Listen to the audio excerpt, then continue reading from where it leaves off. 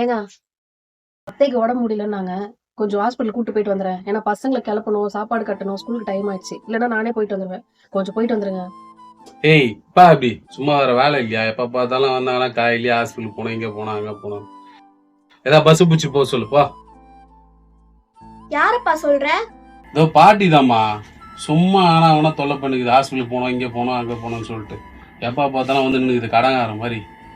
கடுப்பா இருக்காது? என்னப்பா சந்தோஷமா இருக்க போல இருக்கு. ஆமாடா, இந்த காமெடி பாறேன்.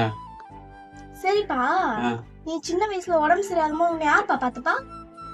பாட்டி தான் பாத்துப்பாங்க. அதுவும் அப்போ கூட வண்டிலாம் எதுவுமே கிடையாது தெரியுமா? தூக்கினே ஓடுவாங்க இங்க இருந்து அவ்வளவு தூரம் ஹாஸ்பிட்டலுக்கு. இப்படியே வச்சுக்கோ ஆயா, எங்கேயுமே இறக்கி விடாது. டாக்டர் கிட்ட காமிக்கும் போதும் சரி, ஊசி போடும் போதும் சரி, மாத்திரை வாங்கும் போதும் சரி, இறக்கவே விடாது. இப்படியே பிடிச்சிக்கும். வீட்டுல வந்து இங்க படுக்க வைக்கும் போது படுக்க வச்சுட்டு பக்கத்துலயே இருக்கும் ஆயா. எங்கேயுமே போகாது தெரியுமா? பாட்டி தாம்மா பாத்துக்க எல்லாமே. அன்னைக்கு உங்களை பாரம் பார்க்காம தூக்கிட்டு ஓடினவங்க இன்னைக்கு உங்களுக்கு பாரமா தெரியுறாங்களே.